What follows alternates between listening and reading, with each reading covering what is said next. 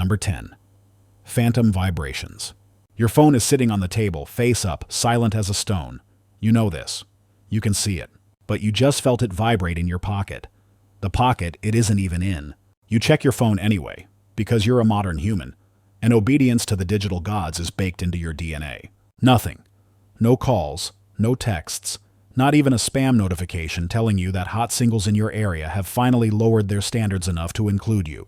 Congratulations, you've just experienced a phantom vibration, the most common and pathetic haunting of the 21st century. So, what's going on here? Is your nervous system being pranked by a ghost who died of boredom? Not quite. It's more like your brain is being an overeager puppy. In our hyper-connected world, the faint buzz of a phone is a high-priority signal. It could be your boss, your partner, or a life-altering meme. Your brain, in its infinite and often misplaced wisdom, decides it can't afford to miss this signal, so it turns the sensitivity dial all the way up. It starts actively listening for the vibration, sifting through all the other random noise your body generates. The rustle of your clothes, a tiny muscle twitch, the faint rumble of your stomach digesting that questionable burrito. This is called signal detection theory. Your brain has to decide if a faint stimulus is real, a hit, or just noise, a false alarm. When the stimulus is important, your brain lowers its standards for what counts as real. It's so terrified of missing a call that it starts flagging every random tremor as a potential text message. It's the neurological equivalent of a jumpy security guard tasering a tumbleweed. So the next time you feel that buzz from a non-existent phone, just remember it's your own brain, so desperate for connection that it's willing to lie to you. Basically, your nervous system is throwing a tantrum in your honor. Number 9. The doorway effect. You're sitting on the couch, deep in thought, when a brilliant, life-changing idea strikes you. You need to go to the kitchen to grab a pair of scissors. This is it. The mission is clear. You stand up with a sense of purpose usually reserved for action movie heroes defusing a bomb. You walk confidently. You stride through the living room. You pass through the doorway into the kitchen and stop. You stand there, bathed in the glow of the refrigerator light, a complete and utter blank. Why are you here? What was the mission? The memory hasn't just faded. It's been professionally wiped, as if a tiny, invisible agent zapped you with a neuralizer the second you crossed the threshold. This, my friends, is the doorway effect, and it's a verified glitch in our mental software. Psychologists at the University of Notre Dame actually studied this, probably because they kept forgetting where they put their grant money. They found that walking through a doorway acts as an event boundary in the mind. Your brain, being an obsessive organizer, segments your experiences into distinct episodes. The living room couch was one episode. The kitchen is a new one. When you pass through the doorway, your brain archives the previous episode to make room for the new one. It's like closing a tab on your computer to free up RAM. The problem is, your short-term memory, the sticky note where you wrote "get scissors," was attached to that previous event. As your brain tidies up, it crumples up that sticky note and tosses it in the mental recycling bin. It's a ruthlessly efficient system for managing information, but it's terrible for remembering why you walked into a room. Your brain is essentially sacrificing your immediate goals for the sake of long-term organization. It's not a bug, it's a feature. An incredibly annoying one that makes you look like you have the object permanence of a goldfish. Number 8. The Baader-Meinhof Phenomenon. Ever learn a new word or hear about an obscure 1970s Swedish pop band and then suddenly see it everywhere for the next 48 hours? You're scrolling online, and there it is. You're watching TV, and a character mentions it. You overhear someone talking about it at the grocery store. It feels like the universe is gaslighting you, that it just downloaded a new DLC pack called Swedish Pop Bands, and is now aggressively promoting it. This feeling, that something has suddenly become ubiquitous right after you noticed it, is the Baader-Meinhof Phenomenon, or the frequency illusion. The name, by the way, comes from a guy in the 90s who read about the Baader-Meinhof gang, a German terrorist group, and then immediately heard someone else mention them. So, no, it has nothing to do with the terrorists themselves, just the weird feeling of coincidence they inspired. What's actually happening is a two-part mental handshake. First, there's selective attention. Your brain is a bouncer at the club of your consciousness, and it can't let everyone in. Once you learn something new, you subconsciously give it a VIP pass. Your brain is now primed to notice it, so it plucks that specific word or concept out of the background noise you would have otherwise ignored. The second part is confirmation bias. After you spot it once or twice, your brain goes, "Aha, See? I knew it. It is everywhere. It actively seeks out more examples to confirm its new belief, ignoring the thousands of other words and concepts you didn't see. It's not that the world has changed.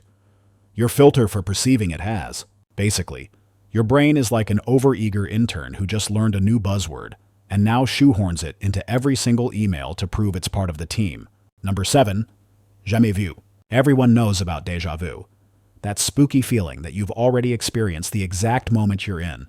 It's the universe's little rerun. But let's talk about its much weirder, more unsettling cousin. Jamais vu. French for never seen. Jamais vu is when something incredibly familiar, a word, a face, a place you've been 1,000 times, suddenly feels completely alien and unknown. Imagine looking at your own hand and thinking, what is this strange, 5-pronged flesh machine? Or staring at a common word like door until the letters dissolve into meaningless squiggles. This isn't just forgetting something. It's an active sense of unrecognition. Your brain's connection to a concept temporarily short-circuits. You know logically that this is your bedroom or that this person is your best friend, but the feeling of familiarity is gone. It's like your emotional tag for that memory has been corrupted. Scientists believe it might be caused by a momentary but total brain fart in the temporal lobe, the region responsible for memory and recognition. It's a form of mental fatigue. If you stare at a word or an object long enough, you can actually induce a mild form of jamais vu. The neurons responsible for recognizing it get tired of firing and just give up for a second. It's a deeply unnerving glitch. Déjà vu feels like a fun, mystical hiccup. Jamais vu feels like the operating system of your reality just crashed. It's the moment you look at a fork and forget how to use it, or listen to your own name, and it sounds like a bizarre foreign utterance. It's a reminder that your stable perception of the world is just a bunch of neurons agreeing not to panic. Most of the time. Number 6. The Mandela Effect. All right, let's talk about the big one. The glitch that spawned 1,000 conspiracy theories and made everyone question whether they were living in the right timeline. The Mandela Effect.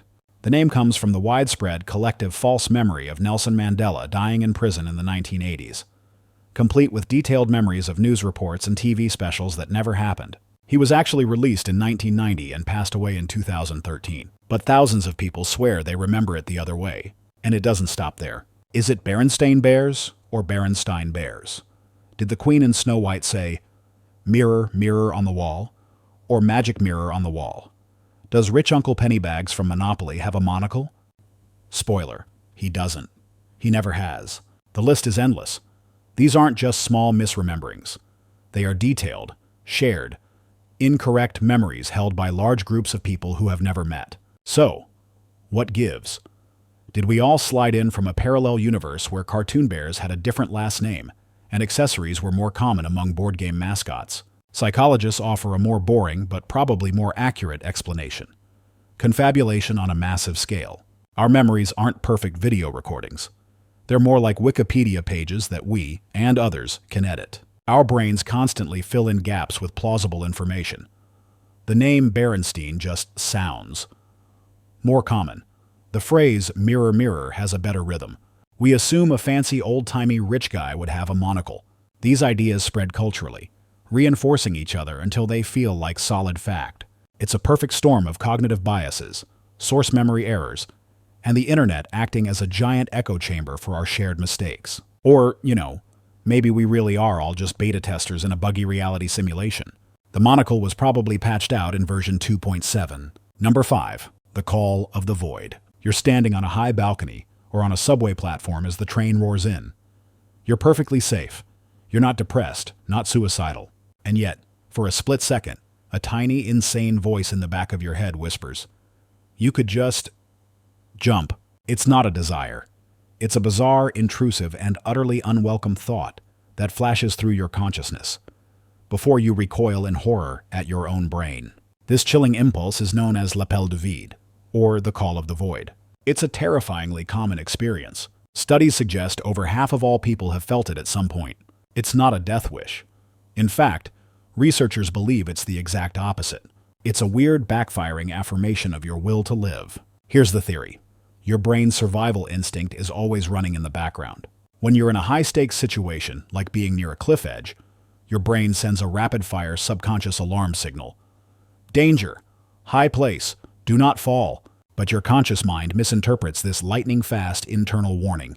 The signal is so quick that by the time you consciously process it, you mistake the don't fall signal for the idea of falling.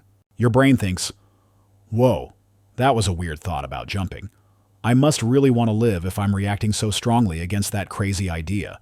It's a clumsy, high-speed conversation between your primal brain and your rational mind. The call isn't an invitation to the abyss. It's your brain clumsily reminding you that the abyss is there, and you should probably take a step back.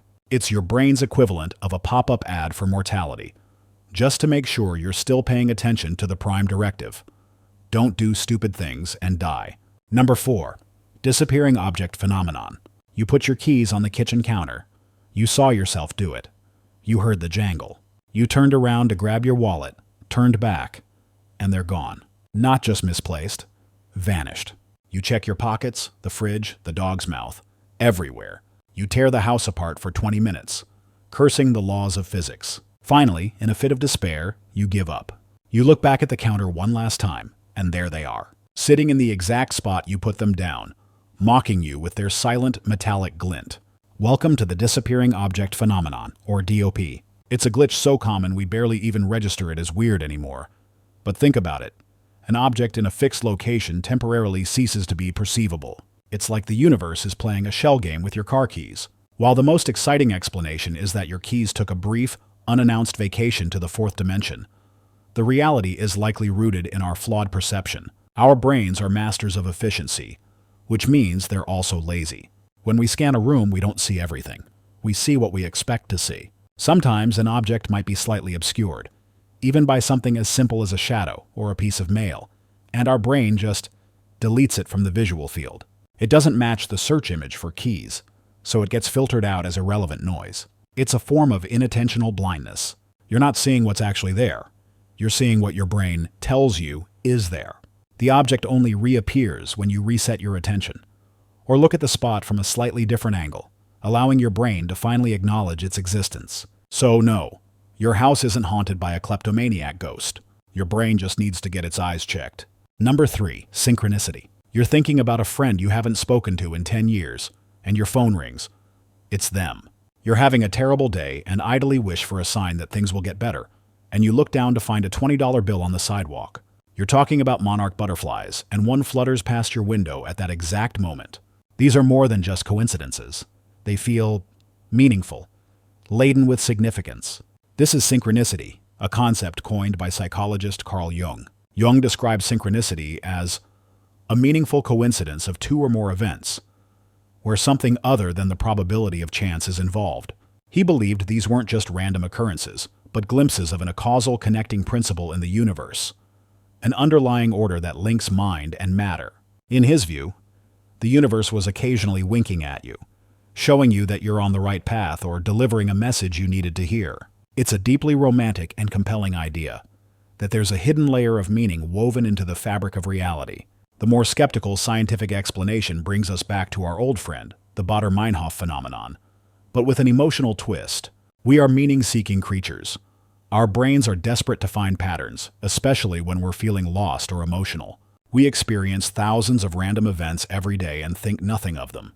But when a coincidence happens that aligns with our current emotional state, or a thought that's important to us, our confirmation bias goes into hyperdrive. We assign it immense significance while ignoring the countless times we thought of a friend and they didn't call. It feels like a glitch in reality, because our brain is wired to interpret it as one. It's either a profound wink from the cosmos, or just your brain's pattern-matching software running on overdrive. Either way, finding $20 is pretty sweet. Number 2. The hum. Imagine a low, persistent, droning sound. It's like a truck idling just outside your house, but the truck never leaves. You can hear it, you can feel it in your chest, but you can't find the source. Now imagine that thousands of other people all over the world in completely different locations are hearing the exact same thing. This isn't the plot of a sci-fi movie. This is the hum. It's a real, documented phenomenon where a small percentage of the population reports hearing a persistent and invasive low-frequency sound with no apparent external source. Famous instances include the Taos hum in New Mexico, the Windsor hum in Ontario, Canada, and the Bristol hum in the UK. Sufferers, and they do suffer, as it can cause headaches, nausea, and severe sleep deprivation, describe it as a maddening, inescapable noise. Yet, when investigators bring in sound-detecting equipment, they usually find nothing. The sound seems to exist only for those who can hear it. Explanations range from the plausible to the conspiratorial. Some suggest it could be tinnitus, though the hum sounds different from typical ringing in the ears. Others propose it could be the sound of industrial equipment miles away, high-pressure gas lines, or even low-frequency electromagnetic radiation. One of the most compelling theories is that some people are simply more sensitive to very low-frequency sound waves. Infrasound, generated by the Earth itself, the subtle hum of ocean waves interacting or seismic tremors. For them, the planet itself is a giant humming speaker, and they're the unlucky few tuned to the right frequency. Whatever the cause, the hum is a terrifying sensory glitch. It's a constant, private noise that no one else can hear and no machine can detect. A personal soundtrack to a horror movie that only you are watching. Number 1. The observer effect. We've talked about glitches in the mind, perception, and environment. But what if the biggest glitch is baked into the fundamental laws of reality itself? Let's take a trip into the impossibly weird world of quantum physics for the granddaddy of all reality-bending phenomena, the observer effect. In the simplest terms, the act of observing a particle changes its behavior. This isn't philosophy. It's a repeatable, demonstrable fact of science, most famously shown in the double-slit experiment. Here's the setup, simplified for those of us who don't speak fluent quantum mechanics. You shoot tiny particles, like electrons, at a screen with 2 slits in it. If you're not watching which slit the electrons go through, they behave like waves. They seem to go through both slits at once, creating an interference pattern on the other side. It's as if each particle spreads out and interferes with itself. It's weird, but that's how the quantum world rolls. But here's the glitch. The moment you place a detector at the slits to see which one each particle actually goes through, the game changes. The electrons stop behaving like waves and start acting like normal, boring particles. They pick one slit, go through it, and the interference pattern vanishes. Think about that. The universe behaves differently when it's being watched. The very act of measuring the system forces it to pick a side and collapse from a fuzzy cloud of possibilities into a single, concrete reality. It's as if reality is a shy performer that gets stage fright the second you point a camera at it. Physicists have been arguing about what this means for a century. Does consciousness collapse the wave function? Is information itself the key? Is reality just a sea of probabilities until a measurement forces it to become real? We don't know. But if you were looking for proof that we might be living in a simulation, the fact that reality seems to only render the details when a player is looking right at them is about as close as you're ever going to get. That's all for today. I'll be making similar videos in the future. Subscribe to see them.